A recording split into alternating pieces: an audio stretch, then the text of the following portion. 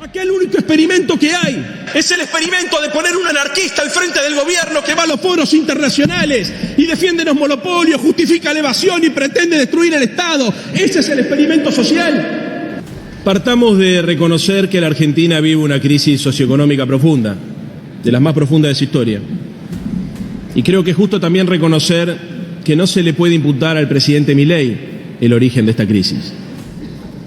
Sin lugar a duda, creo que las medidas que fue tomando la agravaron, pero no es culpa de él que la Argentina tenga estos niveles de pobreza o que tenga estos niveles de desempleo o de inseguridad. Pero en este contexto, en sesiones extraordinarias se nos presenta una ley que aparece como la solución libertaria a los problemas de los argentinos. Y hace semanas que estamos discutiendo sobre la ley ómnibus como si fuera la solución a esos problemas. ¿Qué contiene esta ley? Porque la gente que está en su casa viendo este debate tiene derecho a saber de qué estamos hablando. Tantos cambios, tantas discusiones con los dictámenes.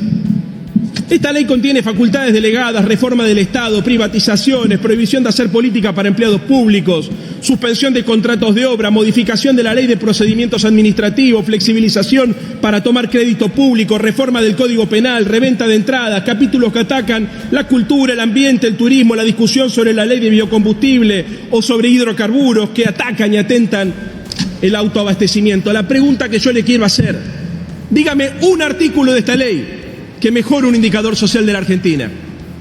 ¿De qué manera con esta ley se lucha contra la pobreza? ¿Cómo se mejoran las jubilaciones? ¿Qué artículo de esta ley garantiza que las argentinas y los argentinos vivan con más seguridad? ¿Cómo se crea empleo? Si ustedes los escuchan a los exégetas del modelo, ¿qué es lo que dicen? Vamos hacia el déficit cero, esta ley va a garantizar el equilibrio con un férreo ajuste fiscal sobre el Estado, basado sobre las privatizaciones y el despido de los empleados públicos. Pero nada nuevo trae esta ley. Ya sabemos los argentinos qué pasa cuando el modelo económico se centra sobre el ajuste y la desregulación. El ajuste no frena la inflación.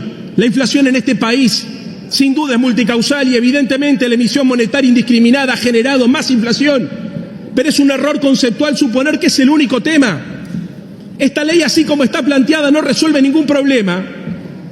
Y el plan económico que están llevando adelante va a generar una terrible recesión que va a hacer caer la actividad económica, caer la producción, caer las inversiones, caer el consumo y también va a caer la recaudación. Motivo por el cual vamos a iniciar un ciclo vicioso que ya lo hemos visto en la Argentina.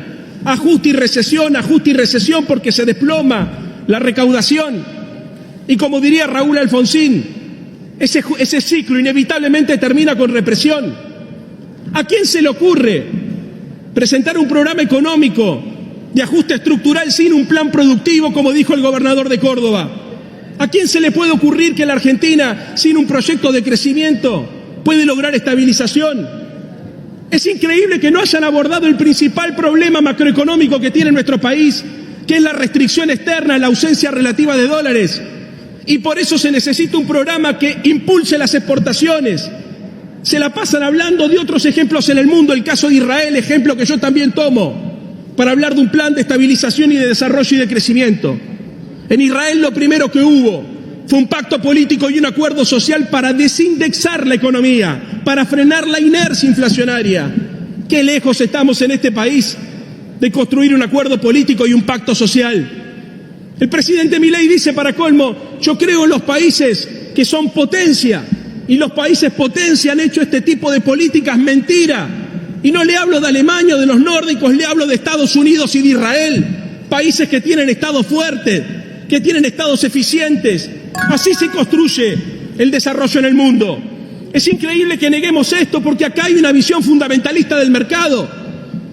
El presidente tiene un error de enfoque y lo vimos en Davos cuando dijo que los problemas de Occidente eran el avance del comunismo.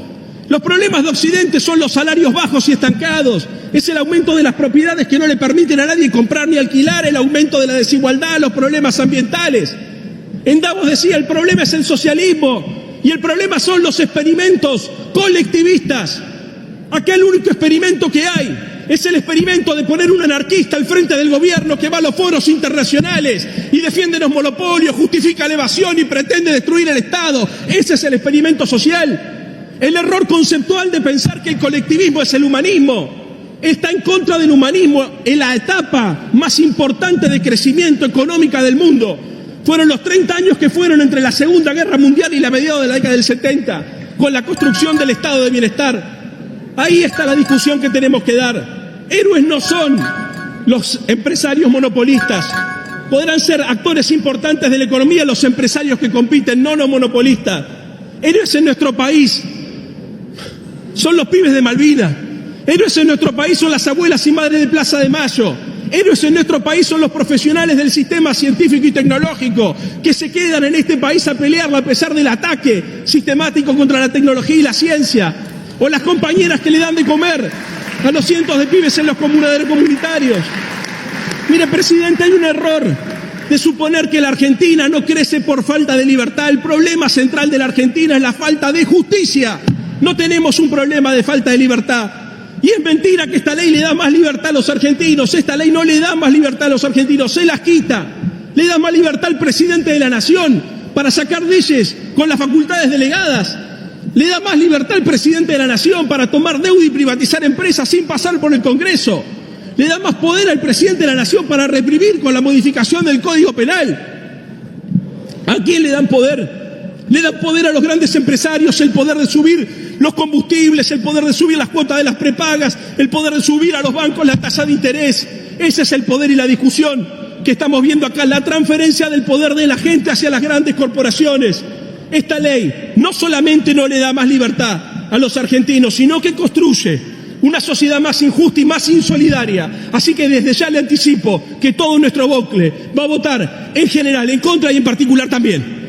Gracias. Gracias, diputado Santoro.